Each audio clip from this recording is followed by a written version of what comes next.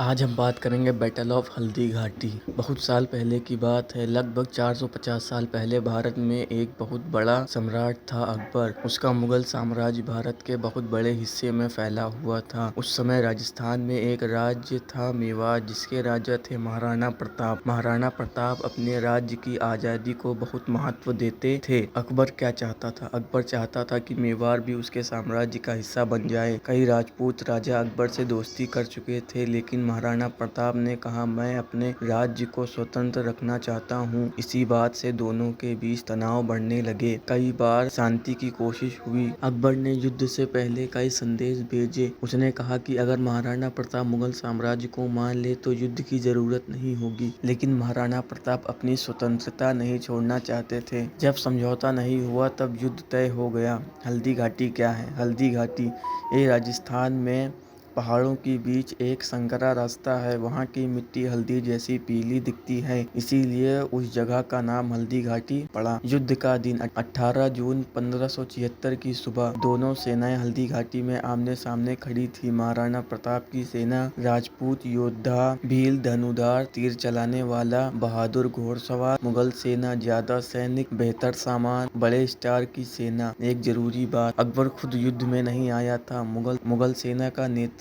कर रहे थे मान सिंह। युद्ध शुरू हुआ। सुबह ही भयंकर लड़ाई शुरू हो गई। तलवारें टकरा रही थी, घोड़े दौड़ रहे थे, तीर चला रहे थे। महाराणा प्रताप खुद सेना के आगे लड़ रहे थे। उनका मकसद था मुगल सेना को रोकना। चेतक की बहादुरी। महाराणा प्रताप का घोड़ा था चेतक। ये बहुत वफादार और तेज घोड़ा माना जाता है। लड़ाई के दौरान चेतक घायल हो गया, फिर भी उसने महाराणा प्रताप को सुरक्षित जगह तक पहुंचाया। बाद में चेतक की मौत हो गई। इसी वजह से चेतक की कहानी आज भी याद की जाती है। कौन जीता?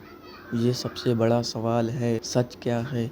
युद्ध के बाद मुगल सेना बैटलफील्ड पर बनी रही, इसीलिए अधिकतर इतिहासकार कहते हैं कि हल्दी घाटी की लड़ाई में मुगलों को टैक्टिकल विक्ट्री मिली, लेकिन महाराणा प्रताप ने तो पकड़े गए और न ही उन्होंने हार मानी। वो बच निकले और संघर्ष जारी रखा। क्या महाराणा प्रताप हार गए थे? पूरा सच नहीं, उनका संघर्ष खत्म नहीं हुआ था। युद्ध के बाद भी उन्होंने कई सालों तक मुगलों के खिलाफ लड़ाई जारी रखी। पहाड़ों और जंगलों से उन्होंने अपनी सेना को दोबारा मजबूत किया। बाद में मेवाड़ के कई इलाके वापस हासिल कर लिए।